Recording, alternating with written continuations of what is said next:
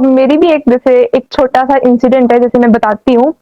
तो हमारा जो मेरा घर दुनेरा में है और मैंने अभी आपको बताया कि वो पंजाब हिमाचल बॉर्डर्स में है और मेरा जो स्कूल था, वो हिमाचल में था।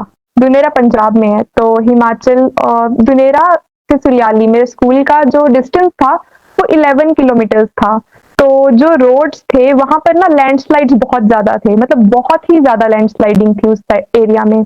तो आप मानो जैसे जैसे मॉनसून सीज़न आएगा, पक्का है कि 1 महीने की तो हमें छुट्टी रहेगी और उसके बाद भी जब स्कूल फिर से चलेंगे, तो हमें लगभग कोई 30 किलोमीटर्स हमें वो रोड पड़ जाएगा, जिससे हम स्कूल जाएँगे।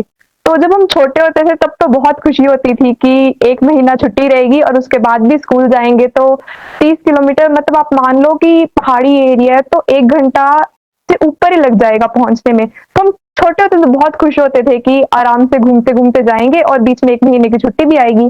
पर जैसे ग्रेजुअली क्लासेस इंक्रीज़ होती गई, स्टडीज़ का स्ट्रेस ज़्यादा होता गया और एग्ज़ाम्स वगैरह का होता गया, तो फिर जो स्टडी लॉस इस वजह से हो रहा था ना, वो फ़ील होने लगा और फिर उसके बाद मैं अपना जैसे एरिया बताती हूँ, तो हम दुनेरा जो विलेज है, वो डलहौज़ी से 30 किलोमीटर दूर है, मतलब डलहौज़ी के रास्ते में आता है, तो डलहौज़ी एक हिल स्टेशन है।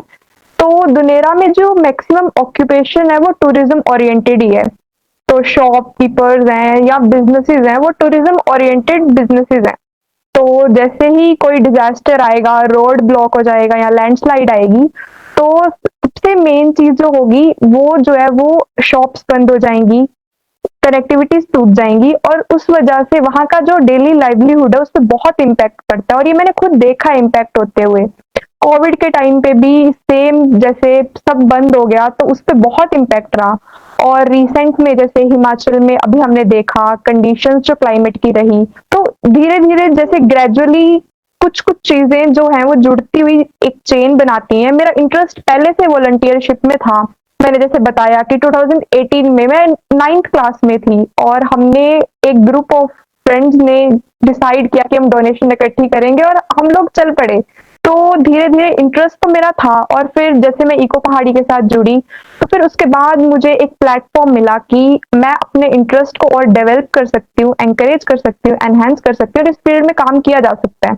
फिर धीरे-धीरे चीज़ें जो मैं सोचती हूँ कि अब मैं चाहती हूँ कि मैं इतना काम करूँ कि आगे किसी भी बच्चे को वो रोड कनेक्टिविटी वाली दिक्कत कम आए। तो इसलिए ये छोटी-छोटी चीज़ें जो एक चेन बनाती हैं, तो इसलिए मैं इस पे कनेक्ट रहना चाहती हूँ, इस पे काम करना चाहती हूँ और आगे फ्यूचर में कोई ना कोई इम्पैक्ट मेरी तरफ से रहे, इतनी कोशिश है।